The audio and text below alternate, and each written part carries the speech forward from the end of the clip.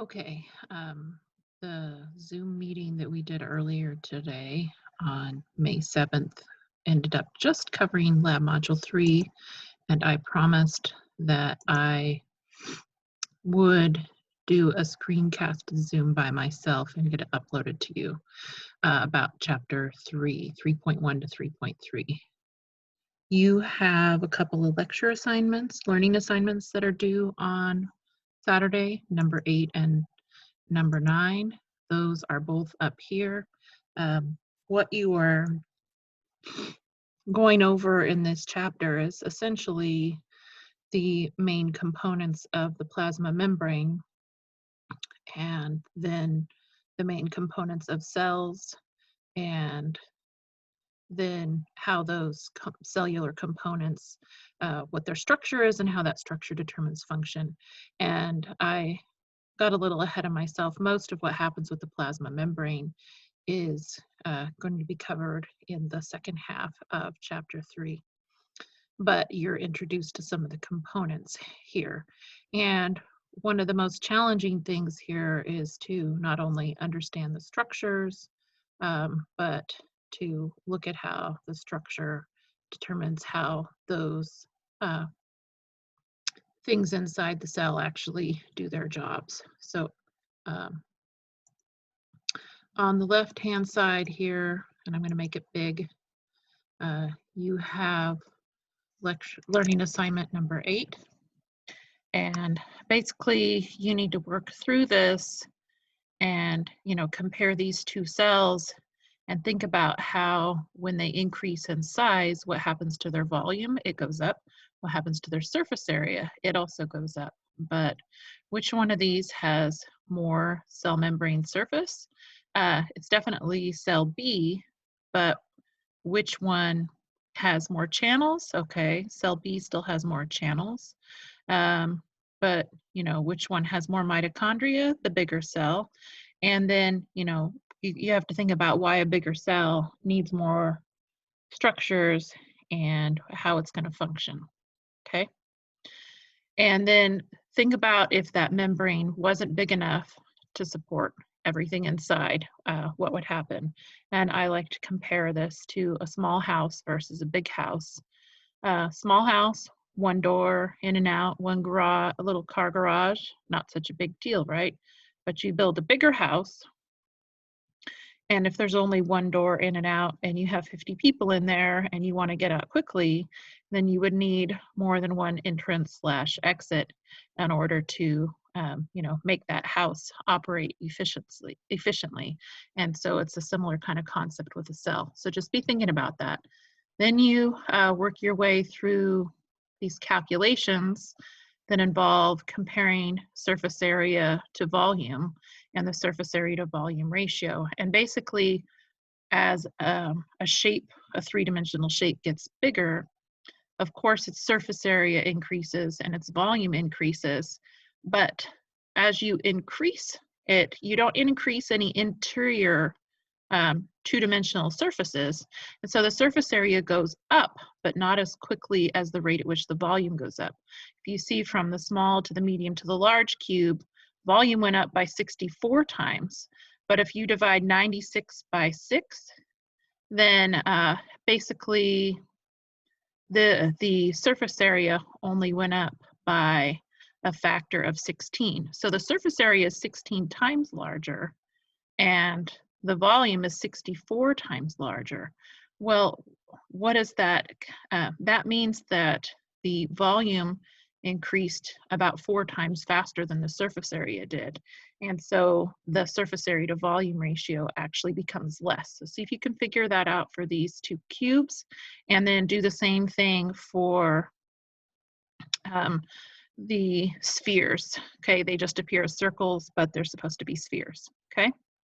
And then think about cube versus sphere, which one, when it's big, is more efficient, which one when it's little is more efficient. And so you just work your way through this. And then I want you to think about, in conjunction with Lab Module 3 that you're working on, think about why cells are shaped the way that they are. Neurons are long and skinny. Why would some cells want to be able to stretch and not break? how are cells designed, like the adipose tissue, in order to hold energy and materials. Think about epithelial tissue and how it's designed. So that is learning assignment 8, pretty straightforward. I'm going to close that now. And then what you should see here on the right-hand side is learning assignment number 9. And I'm going to pop up the schedule here and just double check. Okay, so the cell matching and the organelles, I'll come back to the cells alive part, which is the rest of learning assignment number 8 in just a second here. That one's not too tricky. So this first page that's on the left side, that's cell matching, you are not going to find this exact description written in the textbook. It's a combination of a definition and an explanation for how a particular structure works. So it's a description that includes an explanation and a definition. And you need to figure out by watching the videos, by reading the text, by going through the PowerPoint, which of these matches. By the way, for microtubules and microfilaments and intermediate filaments, there is a great table on one of the PowerPoint slides that is really helpful for cell structure for this week, okay? And once you guys and ladies submit this, I will give you a key so that you can double check it, but I'm not going to give you the answers ahead of time, okay? Then you, there's a little girl lost attachment that you read, and then basically you have a set of questions to ask based on the reading. And in order to answer this, you're of course going to need to, create a space and then type in your answer, okay?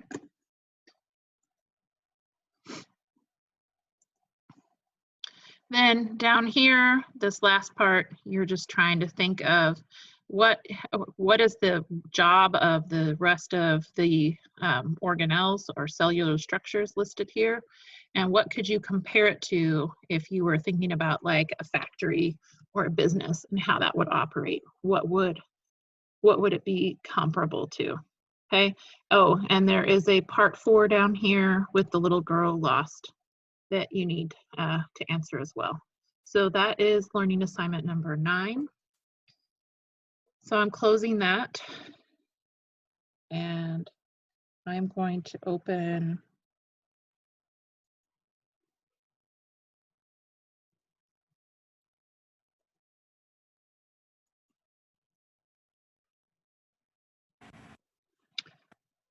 there we go. Hopefully that's up, just in case not. Now I'm on video for 2 seconds, and I'm going to do share screen and share the new screen. And this should be in here. And we're back in one of the sections for this term. And I'm just waiting a second for it to open up. And I just wanted to show you the rest of learning assignment number 8, excuse me.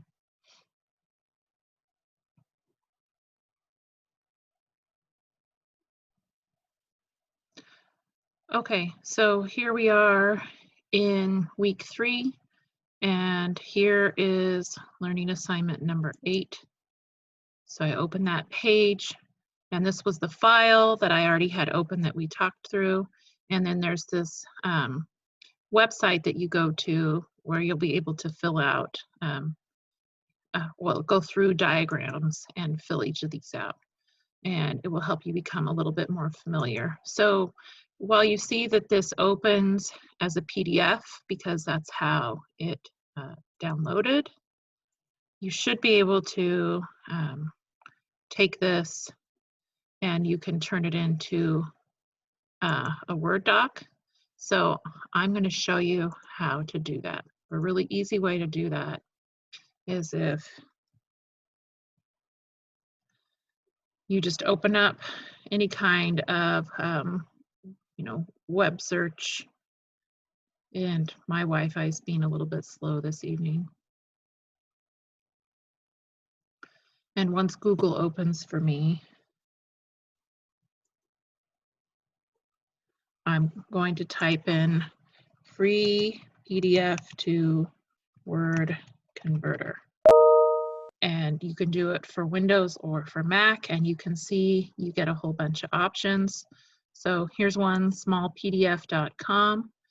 I pop it open, and you drop your PDF files in, and then it creates the file for you, and it's totally free. And so if you turn a PDF into a Word document, you don't have to print it in order to be able to type on its face. And so if you do that, you'll be able to type in answers, and you could even create text boxes for each of those PDF files for the animal cell and the plant cell and the bacterial cell. So I'm going to open that up, and you can see here's the worksheet. And I move it over there to the right, and then I'm going to click on Cells Alive, and I'm going to split my screen a little bit. Oh, sorry, it just went huge again. I wasn't successful. Let's try one more time. And so how am I going to fill in this? So an animal cell is a eukaryotic cell. So see down here, animal cell versus plant cell, see how I can switch it? And then it just gave me, here it tells me I can start the animation. So if I go in here and I click on it, I can choose whether I want an animal cell or a plant cell. So I'll choose animal cell for this one. And you see I can highlight each of these guys. So, you know, over here on the right, number 1, has these little brown pellets. And so I highlight that, and I know that those are lysosomes. But what do they do? If I click on it, it'll show me what lysosomes do. And so I can write over here on number 1, lysosomes, and a summary of what they do. Please don't feel like you need to write down everything, but summarize it. And so completing this Cells Alive worksheet might really help you to do the structured matching vocabulary sheet. So see this return to cell, I click on that, and then, okay, this big blue thing inside, this is number 9, and that's the nucleolus. The whole big thing is the nucleus. And if I want to know what it is, I click on it, and I get to read a definition. So see how you've got some interactive materials here to have a good time with. And so you can read about all these structures in the PowerPoint. You can read about them in the book, but that's only going to get you so far. When you complete this worksheet, you're accessing information, you're learning parts that you can then associate with structure with function, and you're actually writing something down. And ideally you would print this because the action of writing helps to activate your brain a little bit better than the typing does. And with plant cell, once you're done with this one, click on plant cell, and you can do the same thing with the plant cell. And then when you're done, you would have to see down here on the bottom, I'm not sure, it says sponsored searches. Let's see if make sure, does bacteria diagram go the right place? It does not. So don't click on the stuff at the bottom. It doesn't do what you want. But up if you return, if you go to the top, see view bacteria cell model, that is going to be the 3rd one that you want to do. And you can see that you can highlight different components and see how it appears on the left and on the right.